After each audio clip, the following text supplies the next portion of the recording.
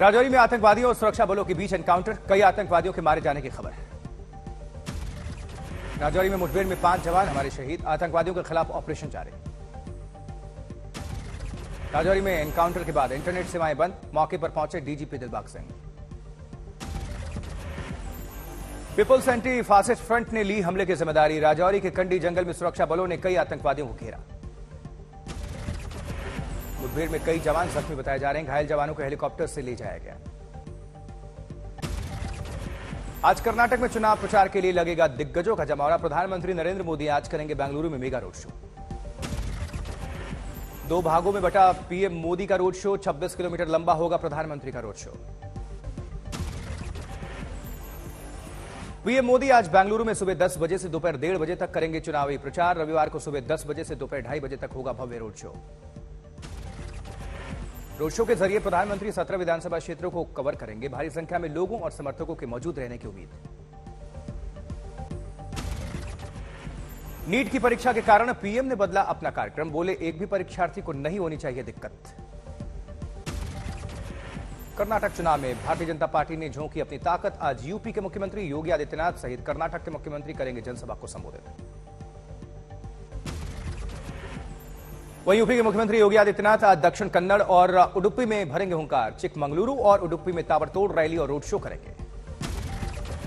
कर्नाटक के मुख्यमंत्री आज हावेरी में 2 चुनावी जनसभाओं को संबोधित करेंगे, रोड शो का भी कर सकते हैं कार्यक्रम। कर्नाटक के पूर्व सीएम वीएस येदियुरप्पा की भी कई चुनावी जनसभाएं, शिवमोगा के कोन्नूरू, तीर्थहल्ली और कर्नावती सुराबा में रहेंगी।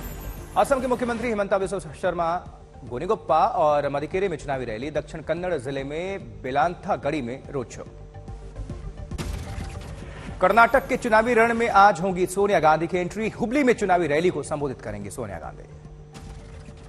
हुबली में सोनिया गांधी के साथ राहुल गांधी भी चुनावी जनसभा में रहेंगे मौजूद। हुबली धारवाड़ से कांग्रेस ने जगदीश शेट्टार को बनाया अपना प्रत्याशी।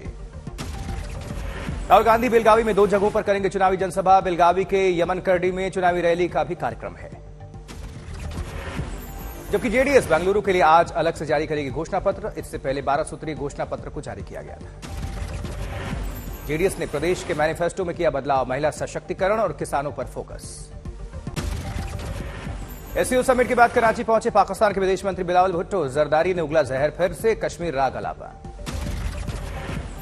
बिलावल भुट्टो ने कश्मीर राग अलापने के बाद 370 को भी लेकर बयान दिया, कहा जब तक 370 बहाल नहीं हो जाती तब तक भारत और पाकिस्तान के बीच बातचीत संभव नहीं। इसके बाद भुट्टो ने कहा भारत में हर मुसलमान को आतंकवादी बताने की कोशिश की जा रही है। बीजेपी और आरएसएस का जिक्र करते हुए कहा कि मुसलमानों को लेकर कुप्रचार किया जा रहा है। वहीं इससे पहले एससीओ समिट में विदेश मंत्री एस जयशंकर का भुट्टो पर बड़ा हमला, भुट्टो को बताया आतंकवाद की इंडस्ट्री का प्रवक्ता, पाकिस्तान को लपेटा। एस जयशंकर ने कहा कि आतंक के पीड़ित और साजिशकर्ता साथ नहीं बैठ सकते, भारत के रुख का बाकी देशों ने किया समर्थन। गोल्डन बॉय नीरज चोपड़ा ने एक बार फिर से किया कमाल, दोहा डायमंड लीग का जीता खिताब। वहीं नीरज चोपड़ा ने पहले ही प्रयास में 88.67 मीटर दूर भाला फेंका, डायमंड लीग में दूसरा गोल्ड। डायमंड लीग में 2 गोल्ड जीतने वाले इकलौते भारतीय नीरज चोपड़ा, 2022 में ज्यूरिख में भी डायमंड लीग में गोल्ड हासिल किया था।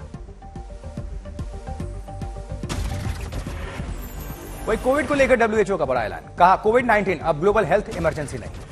कमेटी के फैसले के बाद शरद पवार ने वापस लिया अपना इस्तीफा, बने रहेंगे एनसीपी अध्यक्ष।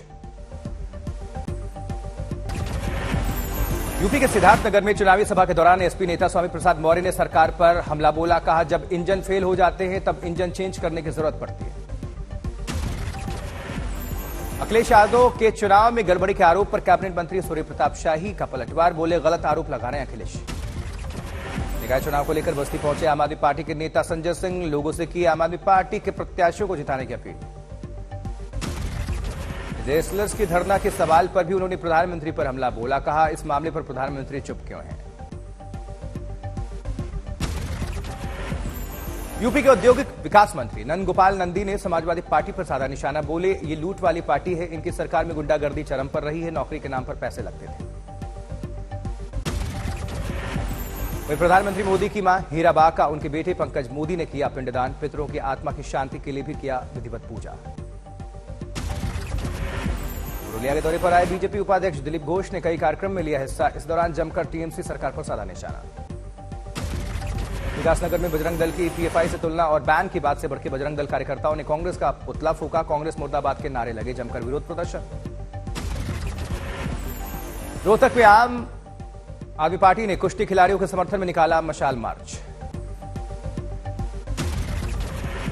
वहीं बीजेपी नेता और बिहार सरकार के पूर्व मंत्री भीम सिंह ने बिहार सरकार पर लगाए गंभीर आरोप। कहा, बिहार सरकार मुस्लिम तुष्टीकरण के तहत इतिहास के साथ कर रही है छेड़छाड़। क्योंकि मुख्यमंत्री अशोक गहलोत एक दिवसीय दौरे पर पहुंचे अजमेर, राहत शिविर का जायजा लिया। बाराबंकी में बीजेपी विधायक के बयान के एसपी के राष्ट्रीय प्रवक्ता फराज किदवई ने निंदा की। बोले, उच्चतम न्यायालय की हेट स्पीच आदेश का उल्लंघन है। बीजेपी के पूर्व अध्यक्ष संजय जायसवाल ने जातीय गणना पर रोक लगाने के फैसले पर नीतीश को घेरा। बोले, उनका उद्देश्य बिहार में जातीय वैमनस्य पैदा करना है। सरसा पहुंचे केंद्रीय मंत्री अश्विनी चौबे ने 2024 चुनाव को लेकर बयान दिया। बोले, 2024 में फिर से प्रधानमंत्री बनेंगे नरेंद्र मोदी। कर्नाटक चुनाव में भी जीत का दावा किया। ब्रजभूषण के आरोपों पर दीपेंद्र हुड्डा का जवाब। कहा, कुश्ती फेडरेशन में मेरी कोई रुचि नहीं, लेकिन बेटियों को न्याय दिलाने में हरदम साथ रहूंगा।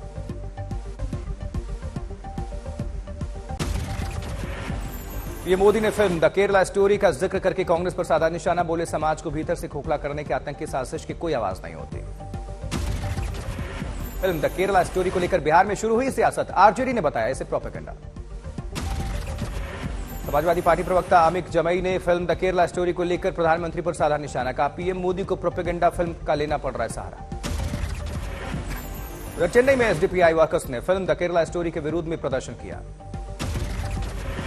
कोच्चि में फिल्म द केरला स्टोरी पर मुस्लिम संगठन का प्रदर्शन, थिएटर के बाहर विरोध। केदारनाथ धाम की यात्रा फिर से शुरू हुई। मौसम साफ होने के बाद रफ्तार पकड़ी। केदारनाथ की बीजेपी विधायक शैला रानी रावत ने यात्रा में प्रशासन की भूमिका पर उठाए सवाल। का दुरुपयोग। रुद्रप्रयाग प्रशासन की टुकड़ी के भरोसे नहीं होगी केदारनाथ की यात्रा संचालित। गंगोत्री जा रहे हैदराबाद के यात्रियों को लेकर बस सड़क धंसने से हुई दुर्घटनाग्रस्त। प्रशासन ने घंटों मशक्कत के बाद वाहन को सकुशल बाहर निकाला। उधर मंडी में हाईवे पर भूस्खलन के कारण फंसे 500 से ज्यादा वाहन। कई किलोमीटर लंबा जाम लग गया। मलबा हटाने का प्रयास लगातार जारी है। पहाड़ी से रुक रुक कर गिर रहा है मलबा।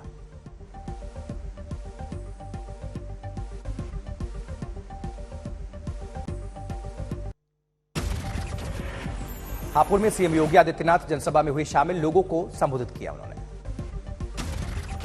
सीएम योगी और खेल मंत्री अनुराग ठाकुर ने खेलो इंडिया विश्वविद्यालय का लोगो और जर्सी लॉन्च की। आयोजन 25 मई से 3 जून तक चलेगा।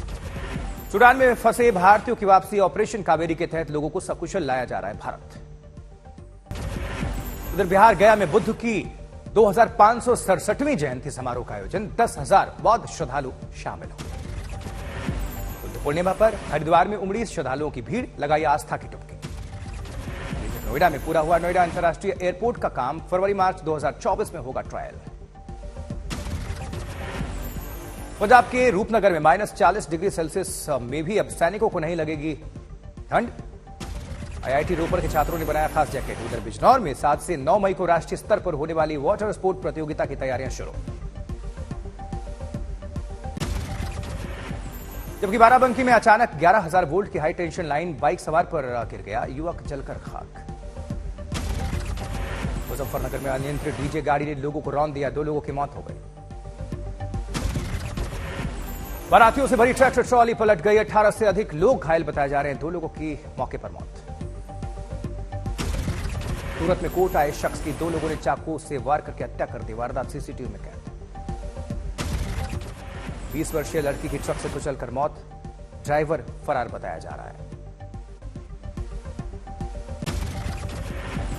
अंबाला में भीषण सड़क हादसे में एक शख्स की मौत हो गई। आरोपी ट्रक ड्राइवर गिरफ्तार किया गया है।